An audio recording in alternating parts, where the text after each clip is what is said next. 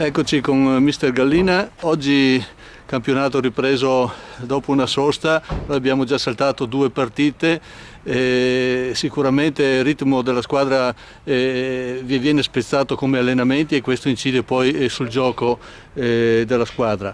Nonostante tutto oggi un bel Portogruaro, nel senso che i 3 punti li portiamo e li abbiamo portati a casa. È stato visto un Portogallo in palla sicuramente, siamo arrivati mentalmente giusti, ecco. Il primo tempo è stato un buon primo tempo, abbiamo sforato un paio di volte il gol, ecco, per cui penso che alla fine il risultato sia giusto.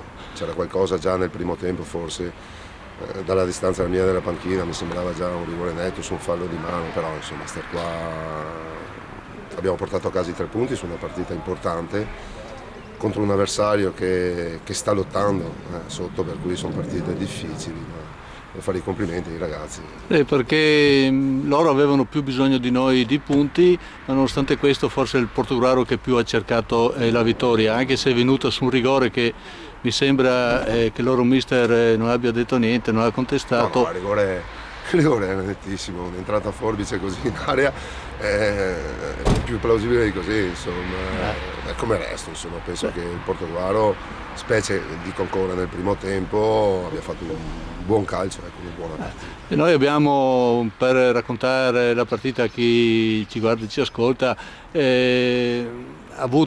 subito più che altro una traversa e poi la palla è andata fuori. Hanno avuto un episodio insomma per pareggiare, che erano in 10, però noi abbiamo avuto la palla del 2-0 con Pivetta, che anche quella è stata un'occasione grandissima. Certo, dai, sono situazioni che durante una partita succedono, ecco, mi dispiace un po' verso la fine, Matteo Pivetta aveva l'occasione anche per farci rimanere un po' più tranquilli. Anche perché meritava il gol. Matteo ha corso, ha lottato come tutti gli altri, per cui è arrivato un po' stanco e anzi, da come abbiamo parlato, voleva insomma aspettare Zanetti per dargli la soddisfazione del gol, però è andata così, dai. Ecco, allora chiudiamo pensando alle prossime partite, perché abbiamo 2 partite da recuperare, una il 26 vigilia di Pasqua, l'altra il 30 che probabilmente si giocherà di sera in notturna 4 giorni dopo.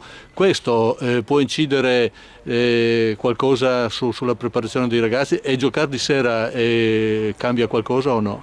No, è un gruppo, adesso stiamo bene, per cui valuteremo, ecco, di partita in partita quali saranno gli 11 che scenderanno in campo, però insomma anche oggi chi è rimasto fuori forse meriterebbe lo stesso di giocare, ecco, per cui sono fiducioso sul nostro proseguio e andremo avanti partita in partita. Bene, grazie mister.